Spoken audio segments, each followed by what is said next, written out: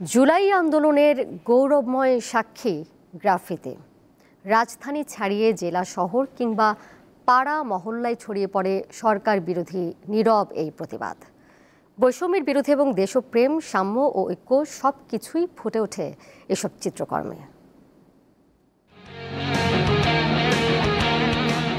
দেয়ালের কোথাও দ্রোহের আগুন, কোথাও দুঃশাসনের থাবার চিত্র। দীর্ঘ ১.৫ দশকের বেশি সময় ধরে দেশের মানুষকে নিষ্পেষণ, গণতন্ত্রের হত্যা, বাক স্বাধীনতা হরণ ও নির্বাচনের নামে প্রহসন, এমন বিভিন্ন অভিব্যক্তির নানা চিত্র বিভিন্ন দেয়ালে।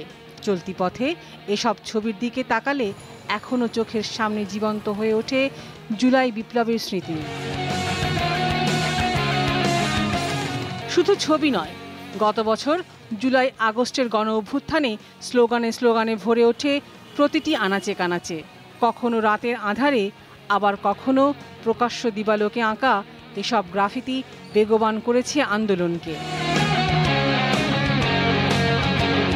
ইতিহাস ঘাটলে দেখা যায়, যখনই দেশের প্রয়োজনে আন্দোলন অনিবার্য হয়ে ওঠে, তখনই এসব চিত্রকর্মে ফুটে ওঠে নগরীর দেয়াল। নীরব এই ভাষাই হয়ে ওঠে শক্তিশালী মাধ্যম। এই জেনারেশনটা যে এতটা সমাজ সচেতন, এতটা রাজনীতিমুখী, এটা একটা বহিঃপ্রকাশে গ্রাফিটির মাধ্যমে হয়েছে।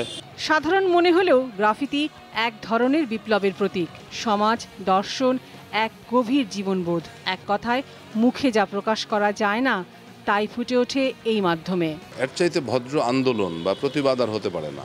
এটা শুধু চিত্রকলা না, মানে এটা একটা দ্রোহ, প্রেম, যে বাস্তবতার যে কঠিন একটা সময়ে স্বৈরাচারী শাসন ব্যবস্থার যে মানে একটা অত্যাচার, সেই জিনিসগুলো সেই বাচ্চারা আসলে অনুভব করেছে। সময়ের সাথে সাথে এসব শিল্প হারিয়ে যাবে, এজন্য সংরক্ষণের তাগিদ তার। দেয়ালগুলোকে সংরক্ষণ করবার তো কোনো ব্যবস্থা নাই অ্যাকচুয়ালি।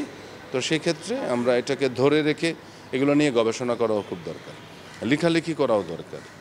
কেননা ওদের যে মননটা, ওদের যে চিন্তার জায়গাটা, ওদের যে প্রতিবাদের ভাষাটা, এটা আমাদের বোঝা দরকার। আবারও প্রয়োজন হলে এভাবেই মাঠে নামবে তরুণেরা, এমনটাই মত সাধারণের। আধিপত্যবাদের নিকষ কালো থাবা থেকে মুক্তি পেতে শ্যাওলা জমা এই দেয়ালগুলোতে ফুটে উঠেছিল প্রতিবাদের ভাষা। স্ফুলিঙ্গের মতো ফুঁসেছিল যে আন্দোলন, সেই দ্রোহের আগুনে এই চিত্রকর্মগুলো জুগিয়েছিল অনুপ্রেরণা। চলমান এই ক্যানভাস জাগ্রত করেছে ঘুমন্ত বিবেককে। লাবণী গুহ, দীপ্ত সংবাদ, ঢাকা।